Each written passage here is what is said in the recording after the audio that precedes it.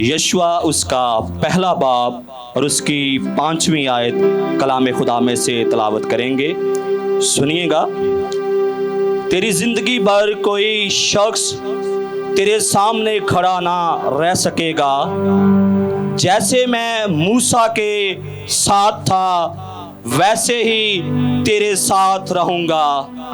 میں نہ تجھ سے دستبردار ہوں گا اور نہ تجھے چھوڑوں گا. کلام خدا کا پڑھا جانا، سنا جانا اور قبول کیا جانا ہم سب کے لیے برکت کا سبب ٹھہرے. سارے کہیں آمین. آمین آمین. اور آج کا جو ٹاپک ہے، زندگی بھر کوئی شخص تیرے سامنے کھڑا نہ ہوگا. میرے پیچھے کہیے، زندگی بھر کوئی شخص تیرے سامنے کھڑا نہ رہے گا. آج یہ نبوت ہے آپ کے لیے کہ زندگی بھر کوئی شخص آپ کے سامنے کھڑا نہ رہے گا. آپ اپنے آپ سے کہیے کہ کوئی شخص زندگی بھر میرے سامنے کھڑا نہ رہے گا. ایمان سے کہیے، ایمان، یہ حضوری ایمان کی حضوری ہے. یہاں جو ایمان سے مانگتا ہے اس کے لیے ہو جاتا ہے. یسوع نے ہر بار یہی کہا کہ جا تیرے ایمان نے تجھے اچھا کیا. ایمان سے کہ زندگی بھر کوئی شخص میرے سامنے کھڑا نہ ہوگا. لگتا ہے آپ نہیں چاہتے، میں نہیں چاہتا کہ کوئی ہمارے سامنے سے ہٹے. ایمان سے زندگی بھر کوئی شخص میرے سامنے کھڑا نہ ہوگا. اور اسی جذبے سے ساتھ والے سے بھی کہیے کہ زندگی بھر کوئی شخص تیرے سامنے کھڑا نہ ہوگا. آمین. ریسیو کریں ان الفاظوں کو. آپ اپنے دشمنوں سے رہائی پانے والے ہیں، بلکہ ان پر غالب آنے والے ہیں، غلبہ پانے والے ہیں. آمین. یشوع کا مطلب ہے خدا نجات دیتا ہے یا خدا بچانے والا ہے. اور یشوع کی زندگی سے ہر جگہ ایسا ہی لگتا ہے، چاہے جنگ کا میدان ہو یا بنی اسرائیل کو پار لے جانا ہو، یشوع ہر میدان میں کامیاب ہوا. موسیٰ کی وفات کے بعد خدا نے یشوع سے بات کرنا شروع کی. خدا نے یشوع کے ساتھ وعدہ کیا کہ میں ساری زندگی تیرے ساتھ رہوں گا. خدا نے یشوع کو بڑی دلیری کی باتیں بتائیں، تسلی کی باتیں اس کے ساتھ کی. اور یہ کہانی یہاں سے شروع ہوئی، اور سب سے جو بڑی تسلی کی بات تھی کہ کوئی شخص، یعنی کوئی انسان ساری زندگی، اور یشوع کی عمر تقریباً 110 سال ہوئی ہے، جب تک تو جیتا رہے گا تیرے سامنے کھڑا نہیں رہے گا. یہ کتنی خوبصورت، پاورفل اور دلیری کی بات ہے. اگر آج مجھ سے اور آپ سے خدا کہے کہ میرے بیٹے، میری بیٹی، کہ آج کے بعد تیرے سامنے کوئی کھڑا نہیں رہ سکتا، آج کے بعد تو جہاں جہاں جائے، جہاں تیرے پاؤں کا تلوا ٹکے، وہ جگہ میں تجھے دوں گا، تو ہمیں کیسا لگے گا؟ کیسا لگے گا؟ ہم جھوم اٹھیں گے، ہم دلیر ہو جائیں گے، ہم روح قدس سے بھر کر خدا کی تعریف کریں گے. ہاللیلویا، ہاللیلویا. اور خدا نے اس کے ساتھ ساتھ قائم رہنے کے لیے بھی طریقے بھی بتائے. ایسے اس سے باتیں کر کے نہیں چھوڑ دیا. کہا، پر تیرے منہ سے یہ شریعت کی کتاب نہ ہٹے، یعنی کہ تو میرے کلام کو پڑھنا بھی، اور اس کے ساتھ ساتھ میرے بیٹے، میرے یشوع، اس پر دن رات دھیان بھی کرنا. پھر تجھے عقل بندی بھی ملے گی اور اقبال مندی کی راہ بھی نصیب ہوگی. کیسی بات ہے! ایسا خدا کہاں مل سکتا ہے؟ ایسا استاد کہ دلیری کی باتیں بھی بتائے، کامیابی کے راز بھی بتائے، وعدے بھی کرے. واو! What a great Lord! कैसा जबरदस्त खुदा है। आज हम इस सवाल पर गौर करने जा रहे हैं, यशवा के अंदर ऐसा क्या था, खुदा ने ऐसा क्या देखा कि इतना बड़ा वादा पूरी जिंदगी के लिए कर दिया। और साथ में जैसा दाऊद, सुलेमान और दीगर को कहा कि अगर तू चलता रहेगा तो मैं तेरे साथ साथ रहूंगा, ऐसा भी कुछ नहीं। बस ये कि सीधा सीधा मैं तेरे साथ खड़ा हूं, तेरी सारी जिंदगी तेरे सामने कोई खड़ा ना रह सकेगा। क्या था यशवा के अंदर? नंबर 1 लिखिए, यशवा जंगजू। यशवा जंगजू। खरूज 17 बाब, खरूज 17 बाब और उसकी 9वीं और 10वीं आयत। अजीम साहब, आप मेरे साथ थोड़ी हेल्प करेंगे, उसके बाद आप हवाला जात बेशक नोट कीजिएगा। खरूज 17 बाब की 9 और 10 आयत जरा सुनिएगा। मैंने इसकी जो हेडिंग लिखवाई, नंबर 1 यशवा जंगजू, और इसका जो ऊपर इन्वान मैंने दिया था कि जिंदगी भर कोई शख्स तेरे सामने खड़ा ना रहेगा। यशवा के अंदर ऐसा क्या था?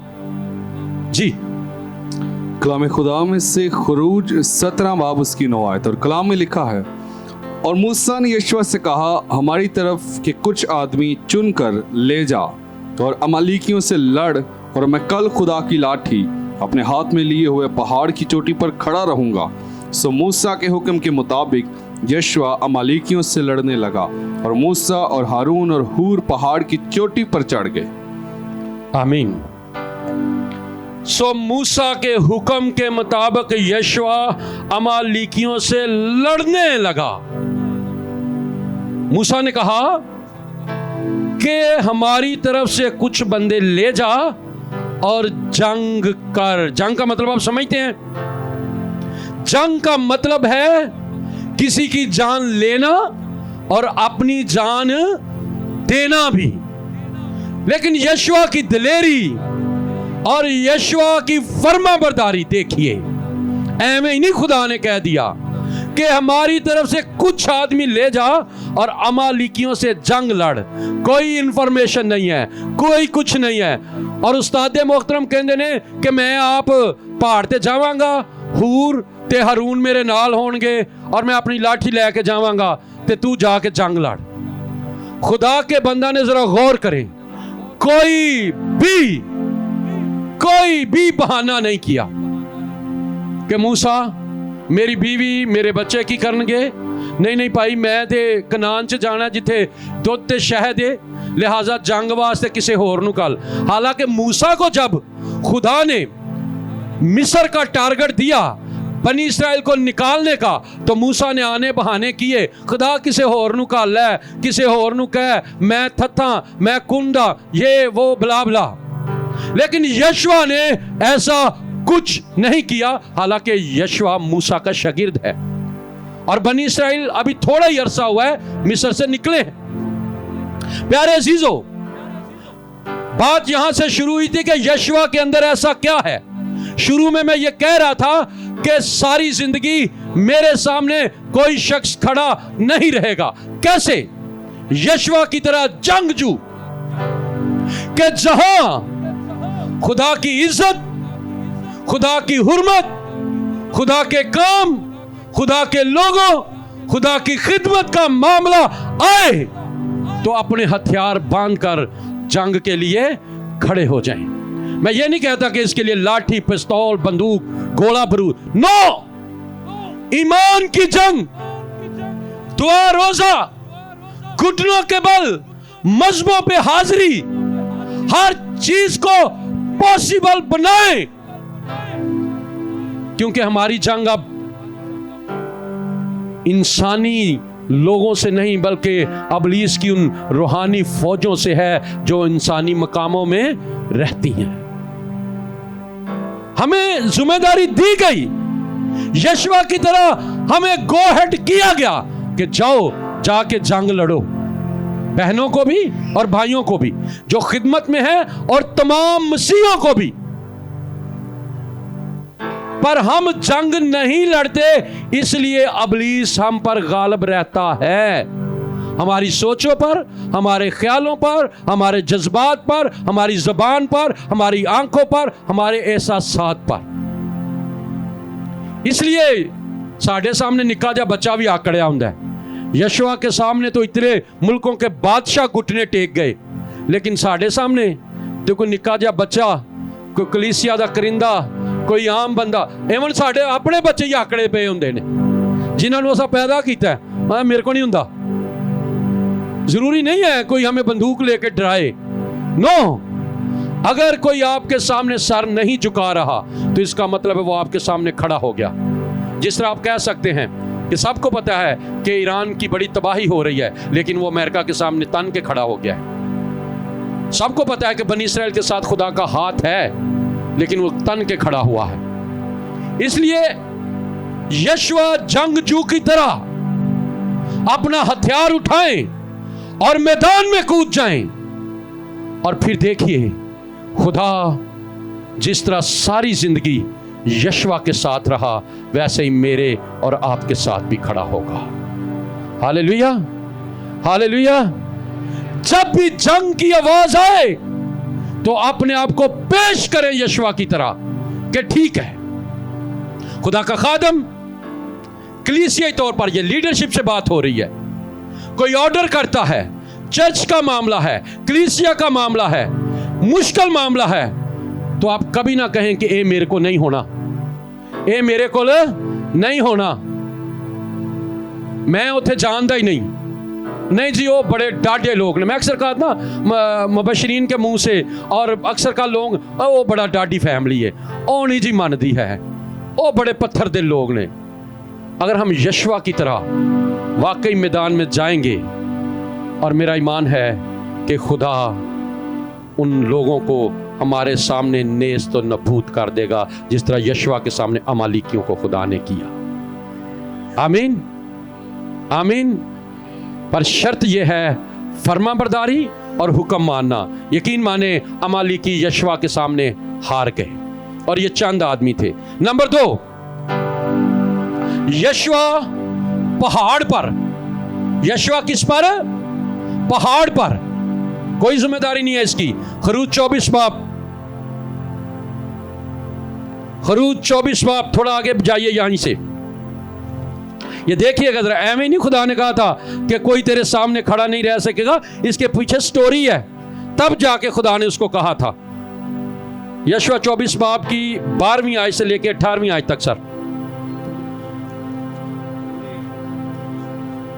खरूज 24 बाब 12वीं आयत 18वीं आयत तक, 12वीं आयत से कलाम खुदा में लिखा है, और खुदावंद ने मूसा से कहा कि पहाड़ पर मेरे पास आ और वहीं ठहरा रह, और मैं तुझे पत्थर की लोहें और शरीयत और अहकाम जो मैं तुझे लिखे हैं दूंगा, ताकि तुमको सिखाए। और मूसा और उसका खादम यशवा। अब यहां मेरी बात सुनिएगा, खुदा ने किससे कहा है? मूसा से। यशवा का कोई जिक्र नहीं किया खुदा ने कि यशवा को भी साथ ले, सिर्फ मूसा। और खुदावन ने मूसा से कहा कि पहाड़ पर मेरे पास आ और वहीं ठहरा रह, और मैं तुझे पत्थर की लूहें और शरीयत और अहकाम जो मैंने लिखे हैं मैं दूंगा, ताकि तू उनको सिखाए। आगे सर 13वीं आयत।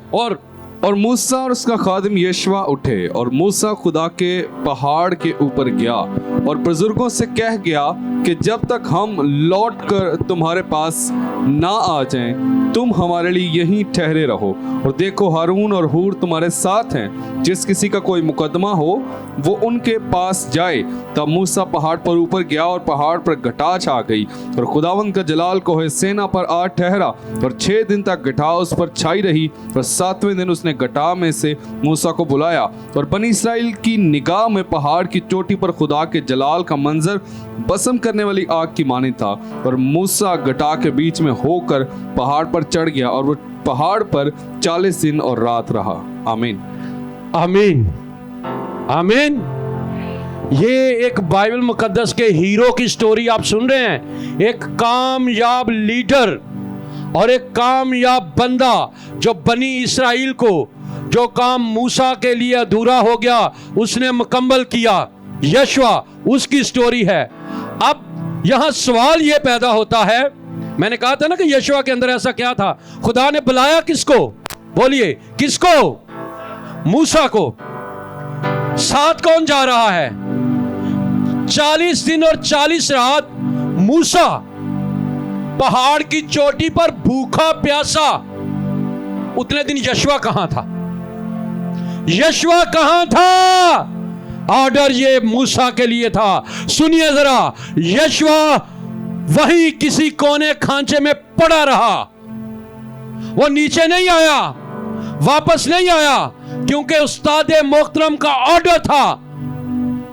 उस्ताद जी आप उत्ते चले गए ने, खुदा को 10 हुक्म लैन ते 40 दिन उत्ते ही मुद्दे पे रहे ने, ना कुछ खादा ना पीता, ते शागिर्द भी थले ही इंतजार करता रहा।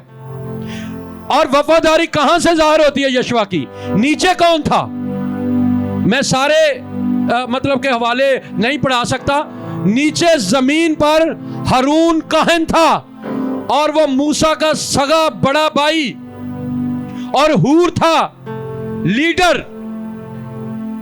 ते थले पता को लोगों ने बह के की सोचन डे कि मूसा पता नहीं किथे टुर गया, हुरियों ने आना है कि नहीं आना, इंज कर तू साडे वास्ते एक बछड़ा बना जेड़ा साडे अगे अगे चले, देवता वगैरह वगैरह।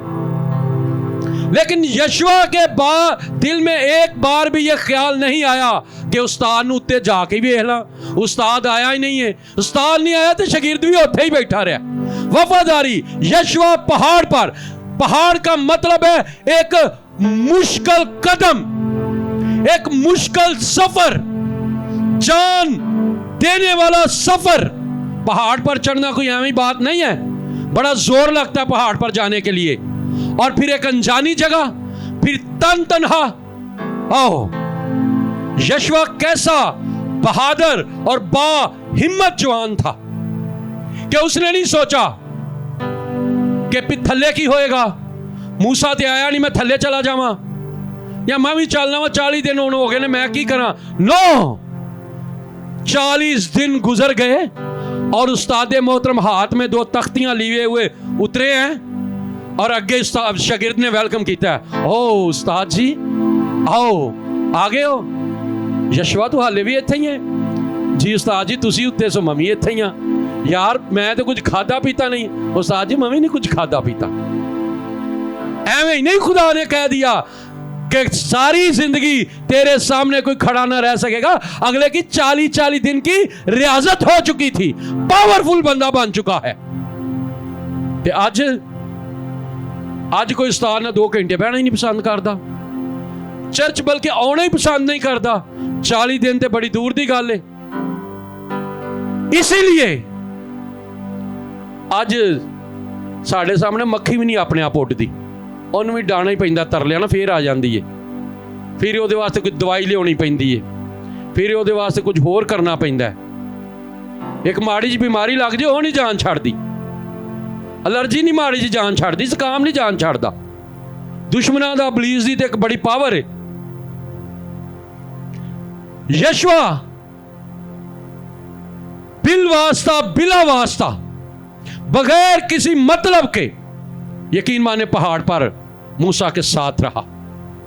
इसलिए खुदा कहता है कि सारी जिंदगी कोई शख्स तेरे सामने खड़ा ना रह सकेगा। नंबर 3, यशवा खैमा में। खरूज 33 बाब 11वीं आयत। यशवा खैमे में यह क्या करता था और मूसा कहां जाता था? जी सर। खरूज उसका 33 बाब और उसकी 7 आयत से कलाम में लिखा है। ना 11वीं आयत सिर्फ। कलाम में लिखा है, और जैसे कोई शख्स अपने दोस्त से बात करता है वैसे ही खुदावंद रूबरू होकर मूसा से बातें करता था। और मूसा लश्करगाह को लौट आता था, पर उसका खादिम यशवा जो नून का बेटा और जवान आदमी था, खैमा से बाहर नहीं निकलता था। वाह! मूसा खुदा से बातें करता है ऐसे जैसे कोई अपने दोस्त थे, और फिर जब बातचीत खत्म, दुआ खत्म, तो मूसा किथे? घर नू। मूसा लिखे लश्करगाह को, जहां लोग रहते थे, वापस लौट आता है। लेकिन यशवा किधर है? यशवा कहां है? खेमा गाह में बैठा हुआ है। कोई आर्गुमेंट, कोई बहाना नहीं, कोई कुछ नहीं कि मैं घर चलिया। उस्ताद जी चले हो, चलो मैं भी चलना। मैं कई दफा ना अपने चर्च की एग्जाम्पल देना कि हफ्ते नू कलीसिया दे कोई किधरे कोई एमरजेंसी हो जाए तो मैं किधरे लेट हो जाना, तो यकीन मनो 11 बजे या फाटक बंद होया हुंदा है। मैं आके देखता हूं यार ताला लगा, बंदे किथे गए? लेकिन ये शख्स, उस्ताद जी गए थे गए, लेकिन पीछे ड्यूटी पे बैठा हुआ है, खड़ा हुआ है। हो सकता है उस्ताद के लिए दुआ कर रहा है। अबलीस नूं भी एवें दाबे मारदे रहने आ, अबलीस भी अगों हसदा रहिंदा है कि वेख जरा इहदे काम। बीमारियां नूं भी एवें कहंदे रहने आ, पर हुंदा वांदा कुछ नहीं। लेकिन यशवा की जिंदगी, जिसको खुदा खुद कह रहा है, वादा कर रहा है कि सारी जिंदगी, क्यों? क्योंकि यशवा एक मर्दे दुआ था। खेमा पर बैठने वाला, मज़बा पर बैठने वाला, उसके सामने वाकई कोई सारी जिंदगी खड़ा नहीं रह सकता। ना अबलीस, ना बीमारी, ना दुख, ना तकलीफ, भावें जितना बड़ा मर्जी सूरमा हो, जितना मर्जी बड़ा जालिम हाकम हो, महल्ला जिवें दा मर्जी होए, रिश्तेदारी जिवें दी मर्जी होए, अगर आप खुदा के मज़बा पर टाइम गुजारने वाले हैं तो कोई भी आपके सामने खड़ा नहीं रह सकता। आज ये सारे पादरी नूं वेंदे रहने आ, पादरी नूं रोल मॉडल बनना चाहिए। यशवा ने नहीं ये गल कही कि उस्ताद जी तुहानूं रोल मॉडल होना चाहिए, तुसीं बवोगे तो मैं बह जाऊंगा। नो, मूसा खुद वापस घर चला गया है और यशवा खुद खेमा गाह में बैठा रहा है। प्यारे जीजो, यकीन मानिए कि जब ये मैं कलाम लिख रहा था, हालांकि मैंने इसे पिछले हफ्ते शेयर किया H9 में, लेकिन एक बार फिर खुदा ने मेरे दिल में डाला कि यशवा की तरह आज हर बंदा परेशान है। कोई किसी तो परेशान है, कोई किसी तो परेशान है, कोई किसी तो दवाइयाँ दरखास्तें आती रहती हैं, होर ना कोई किसी तो परेशान होए। बीबियाँ बंदियाँ तो परेशान ने, तो बंदे अपनी बीवियाँ तो परेशान ने। बीमारियों से लोग परेशान हैं, बेरोजगारी तन के खड़ी हुई है कि मैं नहीं मुकना, बीमारी, बेऔलादी, तरह तरह की मुसीबतें, गुर्बत, कर्ज अकड़ा हुआ है। सारी जिंदगी हो गई है, ना गरीबी मुकदी है, ना कर्जा लात दे। कैसे खुदावंद ये चीजें हमारा सामना ना करेंगी, कैसे ये हमारे सामने ना रहेंगी। सो खुदा ने एक बार फिर मेरे दिल में ये आयत डाली कि सारी जिंदगी कोई शख्स तेरे सामने खड़ा ना रह सकेगा। कैसे? जब तू खुदा के मज़बा पर बैठेगा। मत देखिए बुआ को, मत देखिए पादरी को, आप अपनी पर्सनल कमिटमेंट करें खुदा के साथ। यशवा ने मूसा को नहीं देखा कि मूसा नहीं है तो मम्मी नहीं है। नो, खुदा के मज़बा पर टाइम गुजारने वाले बने। फिर मुझे बताइएगा कि सारी जिंदगी कोई चैलेंज आपके सामने नहीं आ सकता। कोई चैलेंज, जैसा भी चैलेंज होगा, मैं ईमान रखता हूं कि आप उसे अबूर करेंगे, उस पर गालिब आएंगे। हो ही नहीं सकता कि खुदा साथ हो और चैलेंज आ जाए। हमारा खुदा सब कुछ करने की कुदरत रखता है। पिछले दिनों हम गीत गा रहे थे कि खुदा के लिए सब कुछ पॉसिबल है। आगे बढ़ते हैं। बास का जब हम खुदा के लिए ये जो 3 पॉइंट मैंने बताए, इनमें कामयाब हो भी जाते हैं, मुश्किल हालात में चर्च के साथ खड़े हो जाते हैं या पादरी के साथ खड़े हो जाते हैं, या नंबर 2 मुश्किलात में पढ़कर हम कुछ दिन मेहनत कर भी लेते हैं, नंबर 3 हम दुआ में भी ठहर जाते हैं। लेकिन हमारा जहन नहीं बदलता, हमारी सोच नहीं बदलती। हम फिर थोड़े दिनों बाद, चंद दिनों बाद नेगेटिव बोलना और नेगेटिव सोचना शुरू कर देते हैं। शुरू में बड़ा प्यार, बड़ा अपनापन दिखाते हैं, लेकिन फिर वही जुबान, वही सोच, वही ख्याल। यशवा ने ऐसा नहीं किया। यशवा अच्छी खबर देने वाला। गिनती 14वां बाब 5वीं आयत। यशवा नंबर 4, यशवा अच्छी खबर देने वाला। यह भी क्वालिटी थी यशवा में। जी सर, गिनती की किताब 14 बाब उसकी 5 आयत। कलाम में लिखा है, जी, तब मूसा और हारून बनी इसराइल की सारी जमात के सामने औंधे मुंह हो गए। हाँ, और नून का बेटा यशवा और यूफन्ना का बेटा कालिब, जो उस मुल्क का हाल दरियाफ्त करने वालों में से थे, अपने कपड़े फाड़ कर बनी इसराइल की सारी जमात से कहने लगे कि वो मुल्क जिसका हाल दरियाफ्त करने को हम उसमें गुजरे निहायत अच्छा है। नहायत अच्छा है। अगर खुदा हमसे राजी रहे तो वो हमको उस मुल्क में पहुंचाएगा। कौन से मुल्क में? और वही मुल्क जिसमें दूध और शहद बहता है हमको देगा। आमीन। ठीक है, बस। और ये किस्सा ये था कि ये मूसा ने 12 आदमी भेजे थे मुल्क कनान का हाल दरियाफ्त करने के लिए, और उनमें एक यशवा भी था। और 12 में से 10 बंदे बुरी खबरें देने लगे कि वो मुल्क बड़े बड़े जब्बारों का है, सूरमों का है, उसकी फसील मजबूत है, हम मर जाएंगे, वो लोग हमको खा जाएंगे। लेकिन देखिए, यशवा और याफीना का बेटा कालब, नो, वो मुल्क हमें मिलेगा। वो मुल्क वही है जिसका खुदा ने कहा उसमें दूध और शहद बहता है, कि खुदा के लिए सब कुछ पॉसिबल है, कुछ भी इम्पॉसिबल नहीं है। अगर खुदा ने आपको चुना है तो फिर कभी भी नेगेटिव गेम, नेगेटिव खबर ना दें कि ऐसा नहीं हो सकता।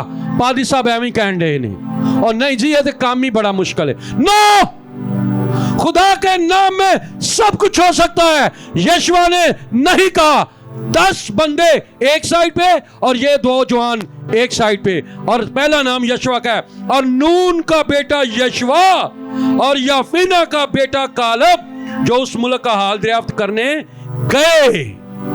कलीसिया मेरी गल समझ आ रही है? नेगेटिव खबर पहुंचाने वाले जेडे ना इधर दियां उधर गलत कानापूसी करने वाले, सुने क्यों बीमारियां हमारा पीछा नहीं छोड़ती, क्यों छोटे छोटे चैलेंज हमारी जिंदगी से खत्म नहीं होते। एक मुड़ चुको दूजी तैयार, एक मुड़ चुको दूजी तैयार। हर महीने सोचने ए महीने काम ठीक हो जाएगा, बस आही साल है, मार्च तक ठीक है, अप्रैल तक। जो लोग ऐसा सोचते हैं, मैं उनको कहता हूं कि उनकी जिंदगी से कभी चैलेंज खत्म नहीं होगा। हमेशा शुक्रगुजारी करें, अच्छी खबर दें। जबार है तो क्या हुआ, कर्जा है सर पे तो क्या हुआ, दुख है तो क्या हुआ, बीमारी है तो क्या हुआ, हार्ट का मसला है तो क्या हुआ, कैंसर का मसला है तो क्या हुआ, शुगर बीपी हाई रहते हैं तो क्या हुआ। मेरा यीशु इन सब को आपके सामने से दफा दूर करने की कुदरत रखता है। जैसे उसने यशवा से कहा कि सारी जिंदगी कोई तेरे सामने खड़ा न रह सकेगा, आज वो आपसे भी कहता है, मेरी बेटी तुझसे भी, मेरे बेटे तुझसे भी, कि कोई भी सारी जिंदगी तेरे सामने खड़ा ना रह सकेगा। ये नौजवानों के लिए भी है कि खुदा का बंदा यशवा जवान मर्द था, इन्होंने ने बुढ़ापे च काम शुरू किया है, जवानी च ओदा मान इन्ना सी, और खुदा कहता है कि कोई तेरे सामने खड़ा। कितने लोग चाहते हैं कि कोई मेरे सामने खड़ा ना रह सके, मेरे सामने कोई खड़ा ना हो, अबलीस खड़ा ना हो, अबलीस के लोग मेरे सामने खड़े ना रह सके, बीमारी मेरे सामने खड़ी ना रह सके, दुख मेरे सामने खड़ा ना रह सके। चाहते हैं ना हम सारे, ये चाहते हैं। तो यशवा को जरा गौर से सुने कि यशवा किन किन चैलेंजेस को पार करता रहा, सिर्फ इसलिए कि वो खुदा पर भरोसा करता था, वो खुदा पर ईमान रखता था। यशवा में रूह, गिनती 27वां बाब 5वीं हेडिंग है, नंबर 5, यशवा में रूह, गिनती 27:18। देखिए जरा, कलाम खुदा में से यहां तक यशवा पहुंच गया, आगे खुदा कैसे यशवा को कमान देने लगा है। सुनिए 27 बाब की 18 आयत कलाम में लिखा है, खुदावंद ने मूसा से कहा, तो नून के बेटे यशवा को लेकर उस पर अपना हाथ रख, क्योंकि उस शख्स में रूह है। आमीन। Thank you sir. उसमें क्या है? खुदा ने किसका चुनाव किया? फिर सुनिए जरा, किसका चुनाव किया? एक आवाज में बहनों, आप भी, किसका चुनाव किया? यशवा का। उसमें क्या है? उसमें क्या है? ते बाकी जरा बनी इसराइल लखां दा मजमा सी, और च रूह कोई नहीं सी, और रूह तो बगैर ही सन। नहीं, ये रूह अलग किस्म का था। कौन सा रूह? कईयां दे विच रूह ही नाफरमानी वाला हुंदा है, कईयां दे विच झूठां वाला रूह। झूठा वाला रूह हो सकता है कि नहीं हो सकता? मैं कलाम से साबित कर दूंगा, होता है। याद आ गया? बुरी रूह उठ खड़ी हुई। खुदा, मैं बाल के नबियों को जाके अखयब के खिलाफ खड़ा कर सकती हूं कि उसे उभारें। कैसे? मैं उनके मुंह में जाके क्या बन जाऊंगी? झूठ बोलने वाली रूह, और वो झूठ बोलेंगे। खुदा ने कहा जल्दी कर जा, तू कर सकती। लेकिन इसके अंदर जो रूह था, खुदा ने देखा कि ये बाकमाल बंदा है, ये जंग करता है दलेरी के साथ, दलेरी की रूह है इसमें। ये पहाड़ पर जाता है, इसमें फरमा बरदारी की रूह भी है। ये खेमा इज्तिमा में रहता है, इसमें दुआ करने की रूह है, और इसमें गुड न्यूज देने की रूह भी है, और इसमें फर्मा बरदारी की रूह है, इसमें कामयाबी की रूह है। इसलिए अब मैंने इसी बंदे को चुन लिया कि आगे मेरी कौम को लेकर चले। अब समझ आई कि कैसे खिदमत मिलती है, कैसे जिम्मेदारी मिलती है। झूठा ना साजिशां करके खिदमत नहीं मिलती, लीडरशिप नहीं मिलती, या 4 दिन अगे पीछे फेर के खिदमत नहीं मिलती, वक्रियां वक्रियां मीटिंगां करके खिदमत नहीं मिलती, चर्च दे सीनियर बंदियां दे नाल चाह पीना खिदमत नहीं मिलती। किन्ने साल? किन्ने साल? 40 साल। किन्ने साल? 40 साल फर्मा बरदारी, दुख सुख, मी नेरी, पहाड़, जंग, दुआ, मुल्क मौदा, सब कुछ करने के बाद खुदा ने क्या कहा? और खुदावन ने मूसा से कहा, तू नून के बेटे यशवा को लेकर उस पर अपना हाथ रख दे। किस लिए? किस लिए? क्योंकि इसमें क्या है? रूह है। केड़ी रूह? मुखालफत की रूह, बगावत वाली रूह, चुगलियां करने वाली रूह। हाँ, केड़ी रूह? कौन सी रूह थी इसमें? इसमें फर्मा बरदारी की रूह थी, इसमें दुश्मन के खिलाफ जंग करने की रूह थी, इसमें खुदा के खादम अपने उस्ताद जनाब मूसा के साथ पहाड़ पर चढ़ने वाली रूह थी। जहां मूसा है वहां उसका खादम भी है। अजीज कलीसिया, यकीन मानिए कि आज हर बंदा चैलेंज से 2-4 है, लेकिन वो बाइबल मुकद्दस पर तवज्जो नहीं करना चाहता। वो बाइबल मुकद्दस के हुक्मों को ना गौर से पढ़ता, ना गौर से समझना चाहता है। बस अपना जोर मार रहे हैं, हम अपना जोर मार रहे हैं, हम अपना जोर मार रहे हैं। इस तरह हम कभी कामयाब नहीं हो सकते। आप अपनी सारी जिम्मेदारी यहोवा पाक खुदा को दें, तो वो देखिएगा कि आपके सामने किसी को खड़ा होने नहीं देगा। आप अबलीस जितना मर्जी बड़ा हो, और इसकी अगर मैं मिसाल दूं तो इसमें दाऊद फर्स्ट प्योरिटी होगा कि बनी इस्राइल के सामने जब जाति जूलियत खड़ा हुआ था साउल बादशाह, दाऊद के भाई, इवन साउल का बेटा यूनतन, सब वहां मौजूद थे। लेकिन अचानक खुदा पर भरोसा करने वाला बंदा वहां आता है और अपने कानों से सुनता है कि खुदा की कौम की और बनी इसराइल के जिंदा खुदा की फसीयत बेइज्जती हो रही है। तो उसके अंदर से गैरत जागती है और वो कहता है कि तू लाठी बाला लेकर आया, लेकिन मैं लश्करों के खुदा के नाम से, यहोवा पाक खुदा के नाम से आया हूं और आज ही मैं तेरा सर तन से जुदा कर दूंगा। तू जितना मर्जी बड़ा है, मेरा खुदा कहता है कि सारी जिंदगी कोई शख्स तेरे सामने खड़ा नहीं रह सकेगा, बल्कि भले वो जाति जूलियत ही क्यों ना हो। Hallelujah, hallelujah, hallelujah. आज हमारे साथ ऐसा क्यों नहीं होता? वाई? यकीन माने, माजरत के साथ सरदार भाई, जहां चर्च की इंसल्ट हो रही होती है, मुखालफत हो रही होती है, नेगेटिव बातें हो रही होती हैं, तो अगर हम वहां पहुंच जाते हैं या उनके साथ बैठे होते हैं, तो बजाय कि हम वहां खुदा के कलाम को शेयर करें या लोगों को मना करें, हम खुद उस महफिल का, उस मीटिंग का हिस्सा बन जाते हैं कि वाकई यार है गलत है, अभी वाकई गलत हो रहा है। यही वजह है कि हम में से हर कोई किसी ना किसी चैलेंज में फंसा हुआ है, जान ही नहीं छोड़ती पई। लेकिन एक यशवा है कि जिसको खुदा खुद कहता है कि सारी जिंदगी कोई शख्स तेरे सामने खड़ा न रह सकेगा। ईमानदारों, नाम के ईमानदार ना बने, बल्कि उस तरह ईमानदार बने जिस तरह खुदा का बंदा यशवा ईमानदार बना है।